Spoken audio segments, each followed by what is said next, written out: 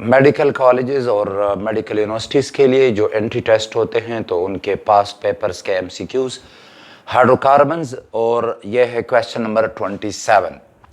कहते considering the addition of halogen acids to alkenes which is the correct order of reactivity. यानी alkenes जो हैं तो वो उनका हैलोजन एसिड के साथ रिएक्शन है यानी हाइड्रोहेलोजिनेशन है, तो ऑर्डर ऑफ रिएक्टिविटी क्या होगा ज़रा देखिएगा। ये हैलोजन एसिड्स हैं तो हैलोजन एसिड्स में सबसे ज़्यादा जो रिएक्टिव होता है तो वो HI है, तो यहाँ पे HCl सबसे ज़्यादा है, ये गलत है। HI है, फिर HBr HCl है, ये बिल्कुल ठीक ऑप्शन है। और इस तरह यहाँ पे सबसे पहले HBr लिखा है, ये फिर गलत है, और यहाँ पे फिर HCl है कि that is more reactive then HI, तो ये गलत है। ये वाली ऑप्शन, ये जो आपके पास सीक्वेंस है तो ये करेक्ट है। और अगर आप इनकी pKa वैल्यूज़ को देखेंगे तो उससे भी आपको पता चल जाएगा। HI जो है तो इसके लिए pKa वैल्यू तकरीबन 9.3 आती है, HBr के लिए यह है 8.7 और HCl के लिए ये कम है, यह है 6.3 -6.3। तो HI के लिए -9.3, फिर HBr के लिए -8.7, HCl के लिए हाइड्रोक्लोरिक एसिड के लिए -6.3। ये इनकी pKa वैल्यूज़ हैं। तो याद रखिएगा कि एक एसिड की pKa वैल्यू जितनी कम होती है वो उतना ही मोर एसिडिक होगा, तो ये ऑप्शन करेक्ट है कि HI जो है तो ये मोर एसिडिक है, मोर रिएक्टिव है देन HBr और फिर HCl है। नेक्स्ट क्वेश्चन के addition of the hydrogen halide यानी halogen acid to a double bond, the hydrogen goes to the carbon that already has more hydrogen atoms is a statement of। तो ये इस तरह है कि अगर आप asymmetric alkenes लेते हैं, फॉर एग्जांपल ये है आपके पास asymmetric alkene CH3CH double bond with CH2। asymmetric alkene ऐसे होते हैं कि जो डबली बॉन्डेड कार्बन है तो वो दोनों कार्बन एक जैसे नहीं होते, लाइक ये कार्बन प्राइमरी है और ये सेकेंडरी कार्बन है, बिकॉज ये दो के साथ अटैच है ये कार्बन। और इस तरह भी आप कह सकते हैं कि जो डबली बॉन्डेड कार्बन है उनके गिर्द उसके साथ जो अटैच हाइड्रोजन है उनकी तादाद बराबर नहीं होती। तो जब आप इसकी हेलोजिनेशन करते हैं तो याद रखिएगा कि जब ये इलेक्ट्रॉन शिफ्ट होंगे इसको और क्लोरीन इलेक्ट्रॉन लेगा तो हाइड्रोजन को आपने इधर ऐड करना है, बिकॉज जब आप इधर ऐड कर लेंगे तो पॉजिटिव चार्ज इस कार्बन पे आएगा और ये होगा फिर सेकेंडरी कार्बोकेटाइन। तो सेकेंडरी कार्बोकेटाइन मोर स्टेबल है, अगर आप हाइड्रोजन को इधर ऐड कर लेंगे तो फिर इस कार्बन पे पॉजिटिव चार्ज आएगा और वो प्राइमरी कार्बोकेटाइन है जो कि लेस स्टेबल है। तो आपने हाइड्रोजन हैलाइड जब आप ऐड करेंगे तो आपने हाइड्रोजन को यहाँ पे ऐड कर देना है, तो ये H3 होगा और क्लोरीन जो होगा तो वो यहाँ पे आ जाता है। सो ये जो स्टेटमेंट है हॉर्न्स रूल नहीं है। हॉर्न्स रूल ये है कि जब आपके पास सेम एनर्जी वाले ऑर्बिटल्स हों तो इलेक्ट्रॉन को अनपेयर रखें विद पैरेलल स्पिन। ये मार्कोनिकोव्स रूल है, मार्कोनिकोव्स रूल रशियन साइंटिस्ट था जिन्होंने ये डिस्कवर किया। और ये जो हकल रूल है या ह्यूकल रूल, तो ये एरोमेटिसिटी के लिए है कि जो ये कहता है कि जहाँ पर 4n+2 डीलोकलाइज्ड पाई इलेक्ट्रॉन हो, 4n+2 डीलोकलाइज्ड पाई इलेक्ट्रॉन, तो वो फिर एरोमेटिक कंपाउंड होगा। यहाँ पर n जो है तो ये 0 1 2 3 ये कोई भी वैल्यू हो सकती है, n = 0 1 2 और 3 वगैरह। 4n+2 delocalised pi electron. तो नेक्स्ट क्वेश्चन है कि if HCl is added to, ये कंपाउंड है प्रोपेन, व्हाट इज फॉर्म्ड। तो देखिए HCl आप ऐड करेंगे तो हाइड्रोजन को आपने उधर ऐड करना है, जो इलेक्ट्रोफाइल है तो आप उसको, ये देखिए ये इलेक्ट्रोफाइल है, तो मार्कोनिकोव रूल ये कहता है कि इलेक्ट्रोफाइल को, जो इनकमिंग इलेक्ट्रोफाइल है उसको उधर ऐड करें जिधर ऑलरेडी हाइड्रोजन ज़्यादा है। तो जब इधर ये ऐड होगा तो ये सेकेंडरी कार्बोकेटाइन आता है, तो आपने हाइड्रोजन को इधर और क्लोरीन को इधर, तो आप देख सकते हैं कि ये बन जाएगा 2-क्लोरोप्रोपेन। अगर आप इसको देखेंगे तो इसने हाइड्रोजन को यहाँ पे ऐड किया है और क्लोरीन को यहाँ पर, तो ये गलत है। और इस तरह यहाँ पे सब्स्टिट्यूशन हो गई है तो ये भी गलत है, सब्स्टिट्यूशन के हाइड्रोजन को हटा के क्लोरीन लगा दिया, तो ये आंसर है। Markovnikov's rule is not applicable when HBr is added to, चाहे जो भी हो HBr HCl या कोई और इस तरह का कोई कंपाउंड हो कि जिसमें पॉजिटिव और नेगेटिव चार्जेस अपीयर होते हों, तो ये सिमेट्रिक अल्कीन को अप्लाई नहीं होता। 3 पेंटीन एसिमेट्रिक है, लाइक ये देखें ये 1 2, 3, 4 और 5। अब इसने तो ये लिखा है कि ये 3 पेंटीन है, 1, 2, 3, 4, 5। एक्चुअली ये नाम गलत है, तो ये फिर होना चाहिए 2 पेंटीन। बहरहाल इसको भी ऐड होता है बिकॉज ये सिमेट्रिक नहीं है। आप देख सकते हैं कि यहाँ पे ये मिथाइल ग्रुप है और इस कार्बन के साथ फिर इथाइल ग्रुप अटैच है, तो ये एसिमेट्रिक है। तो मार्कोनिकोफ रूल अगर नाम ये इसने ठीक लिखा होता तो इसको अप्लाई होता है, 2 ब्यूटीन को अप्लाई नहीं होता बिकॉज ये सिमेट्रिक है। लाइक ये देखें, ये आप हाइड्रोजन इधर ऐड करेंगे तो क्लोरीन इधर ऐड होगा, यानी हाइड्रोजन इधर ऐड करेंगे तो ब्रोमीन इधर ऐड होगा, और अगर हाइड्रोजन इधर ऐड करेंगे तो ब्रोमीन उधर ऐड होगा। दोनों केसेस में कंपाउंड सेम ही आता है, दोनों केसेस में आएगा 2 ब्रोमो और ब्यूटेन। तो यहाँ पे अप्लाई नहीं होता बिकॉज ये सिमेट्रिक है। 1 ब्यूटीन को अप्लाई होता है, ये 4 कार्बन है और ये 1 ब्यूटीन है। तो आपने यहां पर चूंकि हाइड्रोजन इसके ज्यादा होंगे तो हाइड्रोजन को आपने इधर ऐड करना है और क्लोरीन को इधर ऐड करना है। और प्रोपीन भी एसिमेट्रिक है, मतलब सिमेट्रिक है। जो 2 ब्यूटीन है तो इसके दोनों कार्बन, यानी ये वाला भी प्राइमरी कार्बन है और ये डबल बॉन्ड वाला भी प्राइमरी है, और दोनों साइड पे यानी इधर भी एक हाइड्रोजन इधर भी एक हाइड्रोजन, तो ये सिमेट्रिक है। मार्कोनिकोफ रूल सिमेट्रिक अल्कीन्स को अप्लाई नहीं होता। और अगर आप कोई भी कर लें, मतलब इधर हाइड्रोजन ऐड करें और इधर आप जो क्लोरीन है या न्यूक्लियोफाइल है वो ऐड करें, या यहाँ पे हाइड्रोजन और उधर आप न्यूक्लियोफाइल ऐड करें, दोनों में कंपाउंड जो प्रोडक्ट है वो सेम आएगा। Carbon carbon double bond as compare to single bond is, तो जो कार्बन कार्बन डबल बॉन्ड है, इस बॉन्ड की बात हो रही है कि ये डबल बॉन्ड है और ये जो कार्बन कार्बन है सिंगल बॉन्ड, तो लेस ससेप्टेबल टू ऑक्सीडेशन, तो मतलब ऑक्सीडेशन कम होती है। मोर ससेप्टेबल, तो इन दोनों में अपोजिट और सिमिलर, तो इन दोनों में से फिर ये आंसर है बिकॉज डबल बॉन्ड जो है तो वो मोर रिएक्टिव होगा। कार्बन कार्बन डबल बॉन्ड में जो पाई बॉन्ड है तो वो ज्यादा वीक है in comparison with carbon carbon single bond, तो यहाँ पे हमारे पास ये जो है मोर ससेप्टेबल और इक्वली ससेप्टेबल, तो ये भी गलत है। फिर कहता है कि बायर्स टेस्ट या बेयर्स टेस्ट जो है, बायर्स टेस्ट ये रिएजेंट जो है ये है क्या? बायर रिएजेंट ये दर हकीकत कोल्ड सोल्यूशन होता है डाइल्यूट KMnO4 का जो पर्पल कलर है, और इसको हम ये जो बायर टेस्ट है ये हम परफॉर्म करते हैं कार्बन कार्बन जो अनसेचुरेशन है, यानी हाइड्रोकार्बन है तो उसमें डबल बॉन्ड मौजूद है या ट्रिपल बॉन्ड है, तो फिर ये टेस्ट पॉजिटिव आएगा। ये ऑक्सीडाइजिंग एजेंट है। और HCl और जिंक क्लोराइड तो ये लूकस रिएजेंट है, तो इसने बायर रिएजेंट का पूछा है, तो ये है डाइल्यूट KMnO4। ये फिर हाइड्राजीन का फार्मूला है H2N और NH2 यानी N2H4, ये हाइड्राजीन है N2H4 जो कि एक फ्यूल के तौर पे इस्तेमाल होता है। ब्रोमीन और कार्बन टेट्राक्लोराइड तो ये नहीं है बायर्स रिएजेंट। अच्छा, अब नेक्स्ट जो है तो which of the following would you suggest to locate the position of the double bond between carbon atom in an organic compound? देखिए, position of the double bond ये आप मालूम कर सकते हैं ओजोनालिसिस की मदद से। आप ओजोनालिसिस कर लेंगे तो डबल बॉन्ड टूट जाएगा। ये जो है ऑक्सीडेशन विद ओजोन, तो ये बेस्ट ऑप्शन है। लाइक फॉर एग्जांपल अगर आपके पास ये है carbon carbon carbon, let's say कि डबल बॉन्ड इधर है, तो जब आप इसकी ओजोनालिसिस करते हैं तो ये वाले बॉन्ड टूट जाते हैं, ये दोनों, और ओजोन जो है तो वो यहाँ पे अटैच होगा। ओजोन देखिएगा, कार्बन कार्बन ये 3 कार्बन है और ये 1 कार्बन, तो ओजोन यहाँ पे आ जाता है। ये एक कंपाउंड है ओजोनाइड, ये बनता है। और फिर जब आप इसे जिंक के साथ ट्रीट कर लेते हैं, जिंक डस्ट के साथ, जिंक पाउडर के साथ, तो बॉन्ड यहाँ से इस तरह के ब्रेक होंगे, ये वाले भी और ये वाले बॉन्ड भी इस तरह टूट जाते हैं।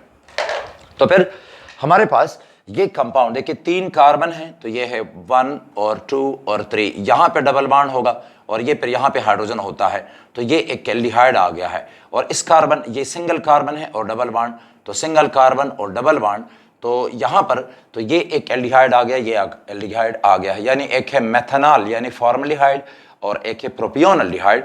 तो ये पोजीशन जो है उसको मेजर करने के लिए अगर आपने 1 ब्यूटीन लिया तो आपके पास ये कंपाउंड बनेगा, यानी ये जो है फॉर्मल्डिहाइड और प्रोपियोनल्डिहाइड, उसमें 1 कार्बन है और इसमें 3 कार्बन है, और ये 3 कार्बन और 1 कार्बन के दरमियान डबल बॉन्ड है।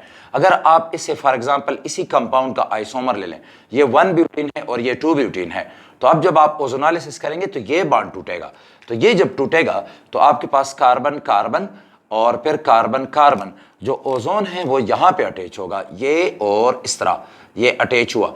तो जब आप इसकी ओजोनालिसिस करते हैं, यानी ओजोनालिसिस करेंगे तो ये ओजोनाइड बन जाएगा, और इसके बाद फिर आप जिंक के साथ ट्रीट करते हैं, जिंक के साथ। तो जब आप ट्रीट करेंगे तो बॉन्ड टूट जाएंगे, तो ये 2 कार्बन है और ये भी 2 कार्बन, तो आपके पास दोनों मॉलिक्यूल जो आते हैं वो एसीटल्डिहाइड के होंगे। तो आपके पास एसीटल्डिहाइड यानी एथेनॉल, एथेनॉल, तो ये 2 यानी जिधर आपके पास कंपाउंड जो आ गए हैं तो उनके चेन को आपने अटैच करना है थ्रू डबल बॉन्ड। तो पोजीशन जो है ऑफ द डबल बॉन्ड वो हम ऑक्सीडेशन विद ओजोन जब कर लेते हैं तो पता चल जाता है कि कहाँ पे ये पोजीशन मौजूद है डबल बॉन्ड की। यानी अगर आपके पास लेट्स है आपके पास है प्रोपीन, तो फिर आपके पास ओजोनालिसिस के बाद आएगा एक फॉर्मल्डिहाइड होगा और एक होगा एसीटल्डिहाइड। अगर आपके पास है 1 ब्यूटीन, तो 1 ब्यूटीन, तो वो 1 और 2 के दरमियान जो डबल बॉन्ड है वो टूट जाएगा, तो ये फॉर्मल्डिहाइड होगा, और फिर ये 3 कार्बन रहेंगे तो प्रोपियोनल्डिहाइड बन जाएगा। और अगर आपके पास 2 ब्यूटीन है तो फिर 1, 2 और 3 के दरमियान जो डबल बॉन्ड है वो टूट जाएगा, ये भी आ जाएगा एसीटल्डिहाइड और ये भी आ जाएगा एसीटल्डिहाइड। तो इसी तरह अगर आपके पास 1 पेंटीन है तो 1 और 2 के दरमियान डबल बॉन्ड है वो टूट जाएगा, तो ये 1 कार्बन, तो ये फॉर्मल्डिहाइड, और ये 4 रह गए हैं तो ये ब्यूटाइलडिहाइड बन जाता है। तो position of the double bond जो है वो हम ओजोनालिसिस की मदद से मालूम कर सकते हैं। Which of the following would you consider to be more reactive? तो ये आप देख सकते हैं कि ये इथेन है, अल्केन है, ये फिर अल्कीन है, ये अल्काइन है, और ये अगेन अल्केन है। यानी आपके पास ये हो गया है अल्केन, अल्केन्स बड़े कम रिएक्टिव हैं, ये अल्काइन है, और ये फिर आपके पास है अल्कीन यानी ईथीन, और ये अगेन अल्केन है। तो सबसे ज्यादा रिएक्टिव इस सीरीज में अल्कीन होगा। रीजन इसकी ये है कि अल्काइन का भी पाई बांड है, उधर भी 2 पाई बांड्स होते हैं, अल्कीन में भी पाई बांड है, लेकिन अल्कीन का जो पाई बांड है उसकी लेंथ ज्यादा है, लॉन्गर बांड वीकर बांड होता है। सो यहां पर भी पाई बांड है अल्कीन में, और अल्काइन में भी पाई बांड 2 मौजूद हैं, लेकिन अल्काइन का पाई बांड जो है वो शॉर्ट है, तो उसको तोड़ने के लिए एनर्जी दरकार है। So alkenes are more reactive than alkyne, simple words में। फिर कहता है कि choose the IUPAC name of the following compound. IUPAC nomenclature इस तरह है कि सबसे पहले आपने इस तो फंक्शनल ग्रुप को सिलेक्ट कर देना है, और फिर उधर जाएं जिधर कार्बन ज्यादा है, तो यहां तक आ गए। अब जरा देखिएगा, अब आपकी मर्जी है कि इस कार्बन से आगे जाएं तो 1 कार्बन, और इससे अगर इधर आते हैं तो भी 1 कार्बन है, हम यहां पे आ गए। अच्छा, अब नंबरिंग होगी, तो नंबरिंग आपने दोनों उंगलियां रखनी है चेन पे, और आपने काउंट कर देना है कि फंक्शनल ग्रुप कहां से करीब है, तो आपने फंक्शनल ग्रुप के साइड से नंबरिंग करनी है। हाँ, अगर फंक्शनल ग्रुप दोनों साइड से सेम नंबर्स पे आ जाए तो फिर आपने सब्स्टिट्यूशन की बुनियाद पे नंबरिंग करनी है। सो देखिएगा, इधर ये 1 पे फंक्शनल ग्रुप नहीं है, 2 पे है, और इधर 2 पे नहीं है, तो राइट साइड से हमने नंबरिंग कर दी है। तो कार्बन 1, 2, 3, 4 और 5। कंपाउंड पेंटेन, पेंटेन में सेकंड पे डबल बॉन्ड है, तो पेंटीन यानी सेकंड पे है तो 2 पेंटीन होगा, तो ये भी 2 पेंटीन, 3 पेंटीन, 2 पेंटीन। अच्छा, फिर 2 पेंटीन, लेकिन फिर आप देख रहे हैं कि 4 पे मिथाइल है, तो ये होगा 4 मिथाइल और 2 पेंटीन, 4 मिथाइल 2 पेंटीन, ये सही है। ये फिर 2 मिथाइल 3 पेंटीन, इसने यहां से नंबरिंग कर दी है जो कि गलत है। फिर ये कहता है 2 मिथाइल 2 पेंटीन, तो 2 पे मिथाइल है ही नहीं। फिर ये कहता है 4 डाई मिथाइल, तो 4 पे डाई मिथाइल नहीं है। आप इस तरह नहीं कर सकते कि इसको मिथाइल और चेन को यहां तक ले लें। अच्छा, कहते select alkyne among the following compound. Alkyne जो भी होंगे तो उनका फार्मूला ये होगा CN और H2N, ये अल्कीन है। अल्केन होते हैं CnH2n+2, अल्कीन होते हैं CnH2n, अल्काइन होते हैं CnH2n-2। तो ये है select alkyne among the following. तो अगर इसमें 5 कार्बन है तो 5 2s are 12, तो फिर ये आपके पास है 5 2s are 10 और +2, तो ये 12 है। तो ये आपके पास एक्चुअली बन गया है अल्केन, यानी ये वाला फार्मूला फॉलो करता है, CnH2n और +2। तो ये है 5 2s are 10 +2 तो 12, तो 12, ये अल्केन है। और ये फिर ये वाला फार्मूला फॉलो करता है, 5 2s are 10, तो कोई एक्स्ट्रा हाइड्रोजन नहीं है, ये अल्कीन है। अच्छा, इसको आप देखेंगे तो 5 2s are यानी ये वाला फार्मूला फॉलो करता है, CnH2n-2, 5 2s are 10-2, तो ये 8 है, ये अल्काइन है। और फिर ये है 4 2s are 10, और ये भी अल्केन ही वाला फार्मूला फॉलो करता है, ये अल्केन है, ये अल्काइन है, ये अल्केन है, ये आपके पास अल्कीन है, और वो पूछ रहा है अल्कीन का। नेक्स्ट है कि which of the following prefix is used when 2 methyl group are attached to the second last carbon of the alkane.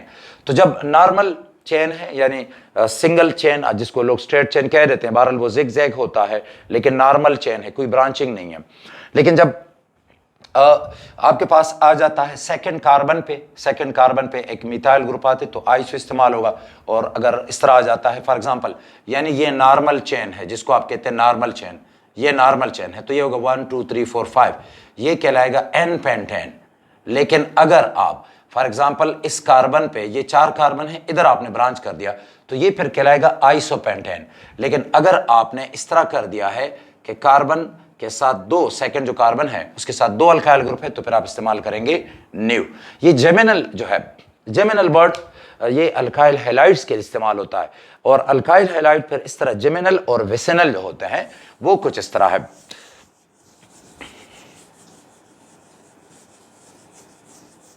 यानी ये वाला अल्काइल हैलाइड जो है, तो अगर कार्बन फॉर एग्जांपल अगर 2 के साथ अटैच है, लेट्स से क्लोरीन और क्लोरीन, तो ये विसिनल हैलाइड कहलाता है, विसिनल हैलाइड। लेकिन अगर एक ही कार्बन के साथ दोनों हैलोजन है तो फिर इसके लिए ये लफ्ज इस्तेमाल होता है जेमिनल, तो ये उसके लिए इस्तेमाल होता है। नेक्स्ट के विच of the following compound produces the lowest amount of heat of combustion. Lowest amount का मतलब है कि विच इज, जो कि मोर स्टेबल होगा, तो इनमें से जो भी सबसे ज्यादा स्टेबल है वो कम से कम हीट एनर्जी जो है हीट ऑफ कंबस्शन प्रोड्यूस करेगा। और आपको कैसे पता चलता है कौन सा मोर स्टेबल है? जिस कंपाउंड का फंक्शनल ग्रुप ज्यादा एक्सपोज हो, मतलब चेन के एक साइड पे आ जाए तो ये ज्यादा एक्सपोज है तो ये मोर रिएक्टिव होगा और ज्यादा हीट खारिज होगी। लेकिन अगर फंक्शनल ग्रुप इस तरह आ गया है कि इसके गिर्द बड़े ग्रुप्स हैं तो ये इसकी स्टेरिक हाइंड्रेंस बढ़ गई है, यानी 3 डायमेंशन में इसके गिर्द रुकावट ज्यादा है। यानी यहाँ पे फंक्शनल ग्रुप है और इसके इर्द गिर्द बड़े ग्रुप्स मौजूद है, लाइक मिथाइल, इथाइल, प्रोपाइल, इस तरह के, तो फिर ये बड़ा स्टेबल कंपाउंड होगा। तो 1 ब्यूटीन में फंक्शनल ग्रुप साइड पे आ गया है 1 ब्यूटीन, ये आप देख रहे हैं यहाँ पे डबल बॉन्ड है। फिर है ट्रांस टू ब्यूटीन, ठीक है, लेकिन इसमें यह है, देखें कि ट्रांस टू ब्यूटीन में यह है कि एक मिथाइल इधर आ गया, एक मिथाइल इधर है, ये ट्रांस है। फिर सिस टू ब्यूटीन में यह है कि डबल बॉन्ड है और ये कार्बन आ गए हैं, ये सिस टू ब्यूटीन और ट्रांस। फिर इसमें ट्रांस ज्यादा स्टेबल होता है। आइसोब्यूटाइलिन में फंक्शनल ग्रुप को आप जरा देखें तो एक कार्बन इधर है, एक कार्बन इधर है, तो आइसोब्यूटाइलिन में काफी बड़ी, आप कह सकते हैं कि ज्यादा स्टेरिक हाइंड्रेंस है। तो इस केस में आइसोब्यूटाइलिन जो होगा ये कम से कम हीट ऑफ कंबस्शन प्रोड्यूस करता है। Epoxide obtained from isobutylene is further hydrolyzed in the presence of an acid. The final product is, तो देखिए epoxide कैसे हासिल होगा, देखें ये है, कहते हैं कि आइसोब्यूटाइलिन है तो मैंने लगा दिया है कि ये कार्बन है, मैं हाइड्रोजन नहीं लगा रहा ताकि सिंप्लिसिटी आ जाए, आप लिखना चाहें तो लिख सकते हैं, यह है। तो जब इस आइसोब्यूटाइलिन की, चलिए कि मैं लगा दूं, ये है CH2 डबल बॉन्ड और फिर ये है CH3, ये है CH3। जब आपने इसको ऑक्सीडाइज किया यानी सिल्वर की मौजूदगी में या कोई और अच्छा कैटालिस्ट, तो आपके पास ये पाई बॉन्ड टूट जाएगा, ये पाई बॉन्ड टूट के ना तो CH2 फिर कार्बन और इस तरह CH3, ये CH3, यहां पे आता है इपोक्साइड लिंक जो कि ये है।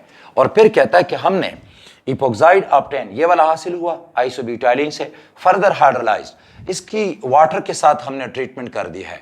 देखिए ये है HOH। अब ये जो लॉन पेयर है ये वाला, ये शिफ्ट होगा, इसको ये ले लेगा ये। तो अगर आपने हाइड्रोजन को यहां पे अटैच कर दिया है तो OH ये होगा और ये OH इसके साथ अटैच हो जाता है, तो प्रोडक्ट हमारे पास होगा CH2, C और फिर CH3, ठीक है जी, और इसके साथ ये एक और CH3 है, तो ये आ गया है इसका ऑक्सीजन और फिर हाइड्रोजन इसके साथ होगा और दूसरा OH इस कार्बन के साथ अटैच होगा। तो अब आप इसको देख लें कि ये है क्या, ये दर हकीकत आपके पास प्रोपेन चेन है कि जिसमें नंबरिंग यहां से होगी, यहां से, बिकॉज फंक्शनल ग्रुप इधर मौजूद है, तो 1 2 और 3, ये आपके पास है 1 2 प्रोपेन ट्रायोल, लेकिन इसमें 2 पे मिथाइल भी है। सो ये देखें 2 3 ब्यूटेन डायोल नहीं, 1 2 ब्यूटेन डायोल और 2 मिथाइल है। देखें जरा 1 और 2 पे मिथाइल है और प्रोपेन और डाइओल है, तो ये है 2 मिथाइल 1 2 प्रोपेन डाइओल, ये करेक्ट है। और ऑल ऑफ दिस तो नहीं, ऐसा नहीं है। फिर है कि the formation of butene always takes place through 2 butene की बात हो रही है कि 2 ब्यूटीन में sp2 हाइब्रिडाइजेशन है, sp3 है, sp2 sp3 दोनों और sp sp3। तो देखिए ये हमारे पास है 2 ब्यूटीन। तो गौर से देखिएगा 1 2 3 और 4, तो 2 ब्यूटीन है, तो यहां पर डबल बॉन्ड है। तो ये कार्बन क्या आपने टेट्रावेलेंसी कर दी है, ये भी टेट्रावेलेंट है, ये भी है इस तरह। तो अब आपने जरा, ये मैंने सारे सिग्मा बॉन्ड्स जो है लगा दिए हैं, ये पाई बॉन्ड है। अब अगर आप इस कार्बन को देखें तो इसके 4 बॉन्ड है सिग्मा 1 2 3 4, तो ये sp3 हाइब्रिडाइज है। इस कार्बन के भी 4 बॉन्ड है, तो ये भी sp3 हाइब्रिडाइज है। जरा इस कार्बन को देखिएगा, तो इस कार्बन के 3 सिग्मा बॉन्ड है 1 2 और 3। जब 3 सिग्मा बॉन्ड है, कोई लॉन पेयर नहीं है, तो ये sp2 है। और इस कार्बन के भी 1 2 और 3, तो ये भी sp2 है। लिहाजा sp2 और sp3 दोनों आ जाते हैं। तो formation of butane always take place through sp2 और sp3 बोथ। लेकिन अगर वो सिंपल कहे कि ये जो डबल बॉन्ड है ये किस वजह से, तो फिर ये sp2 जो है तो वो दोनों कार्बन हैं, ये डबली बॉन्डेड जो कार्बन है they are sp2 hybridise both. लेकिन यहाँ पे ये sp2 और ये sp3 और वो भी sp3, तो ये वाला करेक्ट ऑप्शन है। नेक्स्ट है कि ozonolysis of 2 methyl 2 butane yields. अब हमने ओजोनालिसिस करनी है कि 2 मिथाइल 2 ब्यूटेन की ओजोनालिसिस होगी तो क्या है। सिंपल सा रिएक्शन है, मुसलसल 1-2 रिएक्शन है यहां तक। फिर ये सारे अल्कीन्स के हैं, ये जरूरी क्वेश्चन हैं, ये वाला ये जरूरी है, ये अल्कीन का आखिरी क्वेश्चन है। तो इसके बाद फिर आइसोमेरिज्म है, फिर अल्काइंस हैं और फिर बेंजीन है, फिर हाइड्रोकार्बन का चैप्टर कंप्लीट हो जाएगा जो कि बहुत बड़ा चैप्टर है।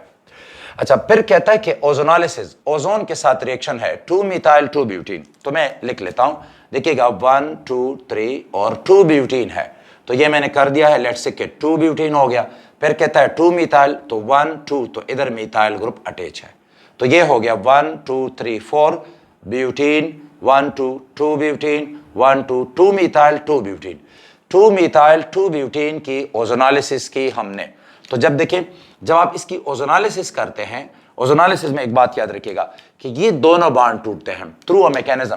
पहले एक कंपाउंड बनता है इंटरमीडिएट जो कि ज्यादा स्टेबल नहीं है, उसको हम कहते हैं मोलोजोनाइड, वो रीअरेंज होकर ओजोनाइड बनाता है। तो शॉर्टकट ये है कि आपने ये दोनों बॉन्ड तोड़ देने हैं। देखिए ये दोनों तोड़ दिए तो मेरे पास 2 चेन्स आ गए हैं, एक ये प्रोपेन वाला चेन, एक ये इथेन वाला चेन।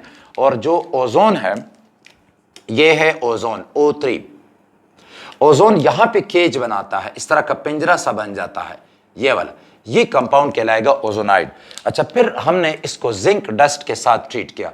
देखिए जिंक के साथ आप ट्रीट कर लें या जिंक पाउडर के साथ, तो देखिए बॉन्ड ये वाले टूट जाएंगे, ये वाले टूट जाएंगे। और मैं इसको इधर ही बना देता हूं, देखिए 2 कार्बन है, कार्बन कार्बन और फिर कार्बन, ये डबल बॉन्ड होगा। तो खुद अंदाजा लगाएं ये क्या है, ये कीटोन है। और फिर ये ऑक्सीजन इसके साथ अटैच है, तो ये कार्बन, ये डबल बॉन्ड है, तो ये एल्डिहाइड है, ये कंपाउंड एल्डिहाइड है। और ये जो कंपाउंड है ये एक कीटोन है। तो वो कह रहा है कि ozonolysis of 2 methyl 2 butene it produces aldehyde ketone, aldehyde and ketone both, aldehyde and alcohol. तो एल्डिहाइड एंड कीटोन ये दोनों आ जाते हैं। An olefin acts on ozonolysis gives this compound जो कि 1 2 3 4 ये 2 ब्यूटानन है या ब्यूटानन है, और फिर 1 2 3 तो ये भी एक कीटोन है प्रोपेनन।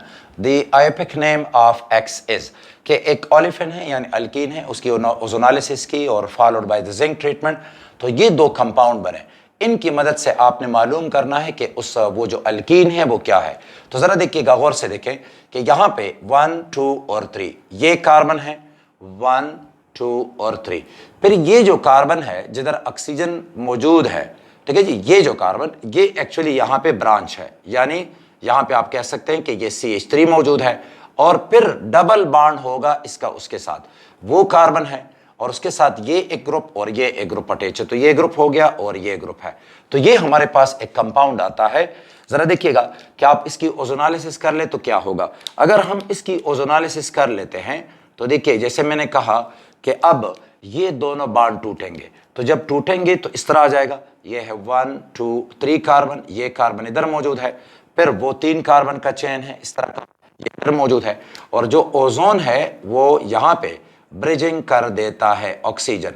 अच्छा, अब जब आप इसको जिंक के साथ ट्रीट करते हैं, जिंक पाउडर के साथ, तो इस तरह होगा कि ये जो बॉन्ड है ये दोनों टूट जाएंगे और ये टूट जाएंगे। मैं इसको इधर बना देता हूं, जरा गौर से देखिएगा, carbon carbon carbon carbon carbon और कार्बन है, फिर इसके साथ ये कार्बन है और ऑक्सीजन इस कार्बन के साथ अटैच है। तो ये देखें ऑक्सीजन इसके साथ हुआ, फिर ये कार्बन है इसके साथ ये ऑक्सीजन अटैच है, ये ऑक्सीजन अटैच है और इस कार्बन के साथ ये कार्बन भी अटैच है और फिर वो कार्बन भी है।